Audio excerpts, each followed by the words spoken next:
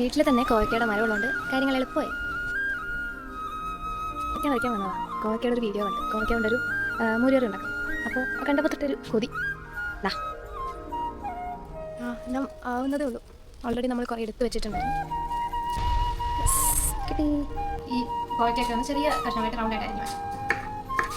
നമുക്ക് കുറച്ച് തൈരും ഉപ്പും കൂടെ ഒന്ന് നല്ലോണം മിക്സ് ചെയ്ത് വെക്കാം.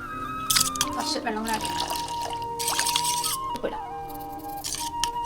ഇത് ചെയ്യാനായിട്ട് നമുക്ക് ചെറിയുള്ളി വേണം. ചെറിയ കഷ്ണങ്ങളായിട്ട് അരിഞ്ഞ കോവയ്ക്ക, നല്ല ജീരകം, കറിവേപ്പില, ഉണക്കമുളക്, കടുക്, ഉലുവ, പിന്നെ മഞ്ഞൾപ്പൊടി. എണ്ണ ഇട്ടിട്ട് കടുക് വറ ഇതിലോട്ട് കുറച്ച് വെളിച്ചെണ്ണ, കടുകിട, കുറച്ച് ഉലുവ, അതിലോട്ട് കുറച്ച് ഉപ്പിട്ട് കൊടുക്കാം. അതിലോട്ട് നമുക്ക് കുറച്ച് മഞ്ഞൾപ്പൊടി ഇടാം. കോവയ്ക്കയുടെ സംഭവം റെഡി ആയിട്ടുണ്ട്. ഇനി നമുക്കത് നേരത്തെ ചെയ്ത് വെച്ചാൽ തൈരിലോട്ട് ഇട്ട് കഴിഞ്ഞാൽ സംഭവം കഴിയും.